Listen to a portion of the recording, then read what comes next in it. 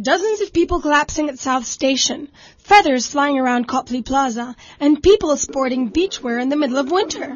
This is not an illusion. It's the organizations keeping it prankster in Boston. Find out when you can join them for their next action. It's pranks to the point where people who aren't in the know suddenly have this big mob of people in front of them, but it's not playing tricks on people. I decided to become a member of both groups, and to be honest, I don't remember how I actually got so involved. I'm on the planning committee for Bandidos.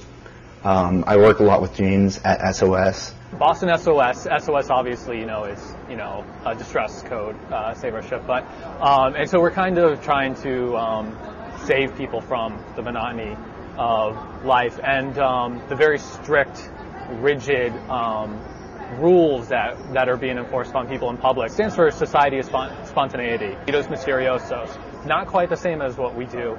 We're more of a performance art, social experiment kind of thing. And Bandidos is like it's like playground. They call it urban playground. Boston was voted the least friendly city recently. So we kind of do more of like an activity approach. Everybody's invited. Everybody's involved. We're not performing for you. You're performing with us and having fun.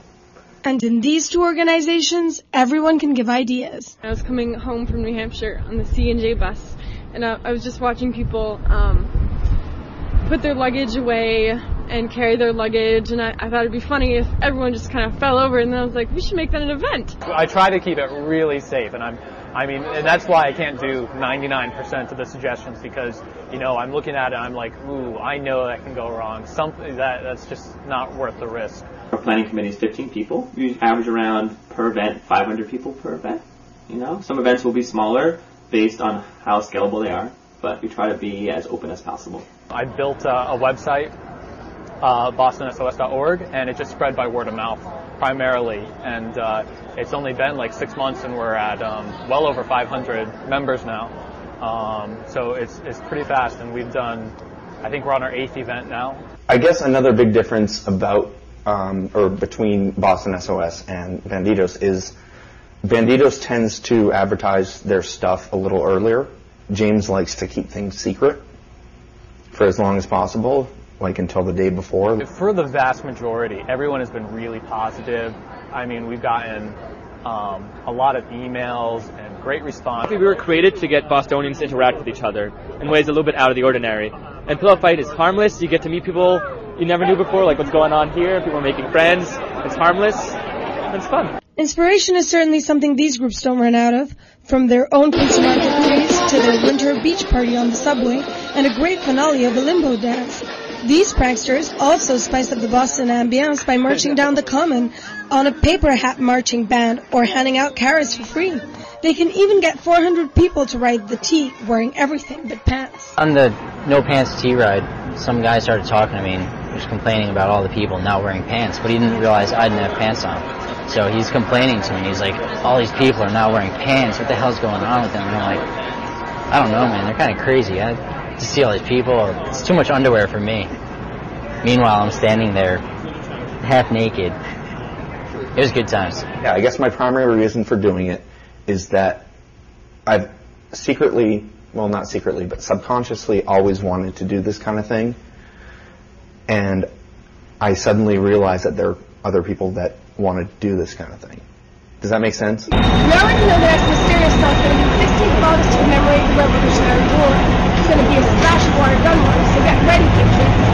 Although James is hush about what he does with SOS, he told us in September to expect a 500 to 1,000 people event that he hopes to be their crowning event of the year, and certainly lots of fun. For her and Marvin Emerson, I'm Claire Porter. Remember when your mother warned you against getting into a car with a stranger? Students from California ignored this advice and created Zimcar to turn strangers into a ride-sharing community. Students are able to meet through Facebook and arrange rides to fit their commutes.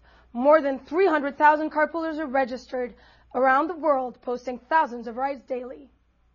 It just makes sense if two people are going the same way at the same time. It makes no sense to have them driving in different cars. You don't know how the person drives. You don't know their records. You don't know their information. You don't know how they feel about driving, if they drive too fast, and what kind of ethics they have. I mean, I would never get into a car with a stranger. So, you almost don't get into a car with certain people that you know.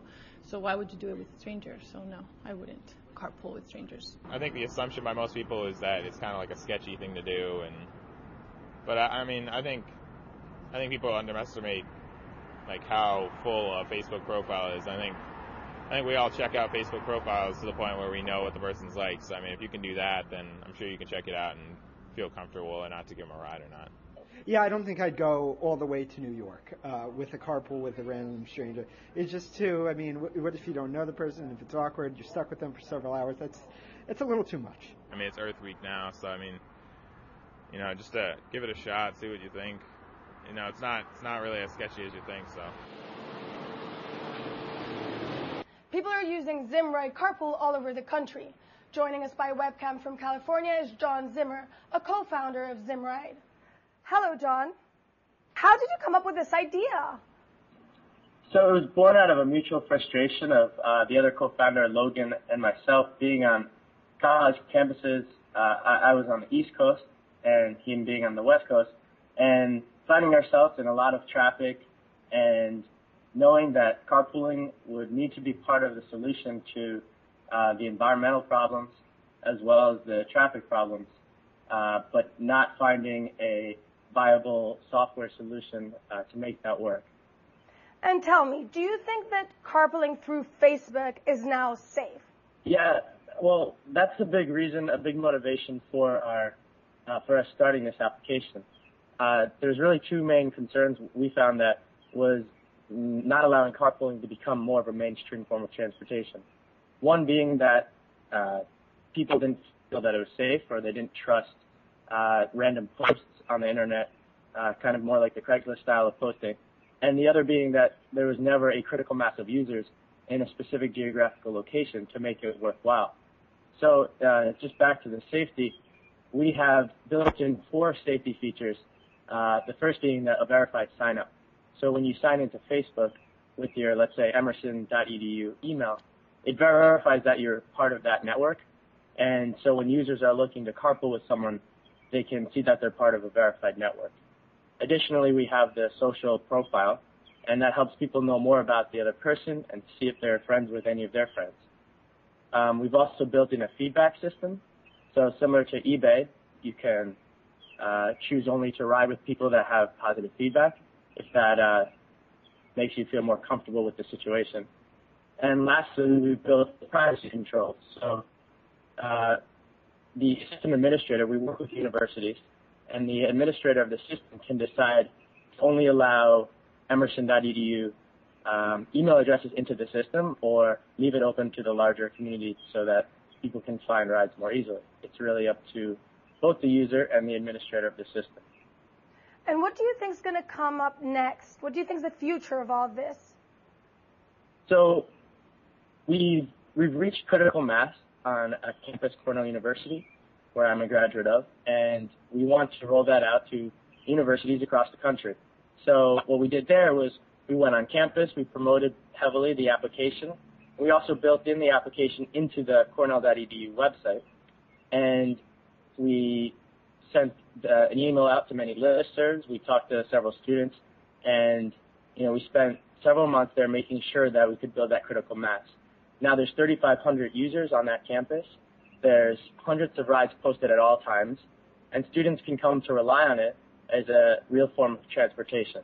So now what we want to do is we want to replicate that model across the country and create a massive carpool network. It definitely sounds like a lot of fun. So thank you for speaking with us today. And that's about it. Thank you.